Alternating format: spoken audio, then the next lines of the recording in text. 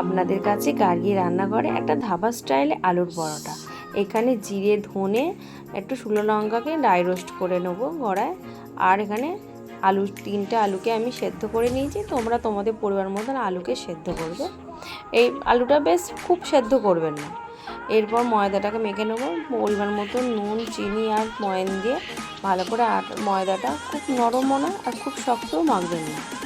এরপর কড়াইয়ে সর্ষের তেল দিয়ে জিরে কাঁচা লঙ্কা একটু ফোড়ন দিয়ে তাতে আধখানা টমেটো, লঙ্কা গুঁড়ো, হলুদ গুঁড়ো আর নুন দিয়ে মশলাটাকে ভালো করে কষিয়ে নেবো ততক্ষণ না টমেটোটা গলে বেশ কষানোটা খুব সুন্দর হচ্ছে।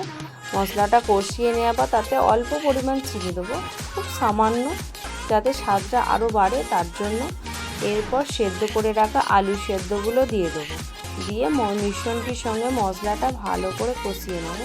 তার উপর ভেজে রাখা জিরে ধনে যে মশলাটা করেছিলাম সেই মশলাটা দিয়েও আবার ভালো করে কষিয়ে নেবো। এখানে কোনোভাবে জল দেবেন না, জল দিলে আলুটা লাল টাইপের এসে যাবে আর টেস্ট আসবে না। এইভাবে কষাতে থাকবেন, খুব সুন্দর খেতে হবে, একদম কোনো আদা বান্না ছাড়াই করব। এইভাবে করে দেখবেন আলুর পরোটা খেতে খুব সুন্দর হবে। তারপর পুরগুলো একে একে ভরে নেবো আলু দিয়ে। বেশ ভালো করে ঠাসা পুর দিয়ে আলুগুলোকে ভালো করে পুর দিয়ে ভরে নেবেন। একে একে আমি সবগুলোকে করে নিলাম। নিয়ে অল্প পরিমাণ তেল দিয়ে ভালো করে আলু বেলে নেবেন। গোল গোল করে আলতো করে চাপ না দিয়ে বেলে নেবেন। দেওয়ার পর একে একে সব আমি বেলে নিয়েছিলাম।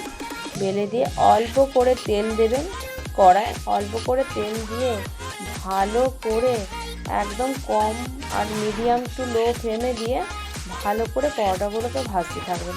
খুব সুন্দর সুস্বাদু খেতে হবে। যারা এখনও পর্যন্ত এইভাবে বানাওনি, একবার প্লিজ রিকোয়েস্ট রইল যে এইভাবে আলু পরোটা খেয়ে দেখবেন। আপনার যে কোনো সস দিয়ে কোনো কিছু ছাড়াই খেতে খুব সুস্বাদু হবে।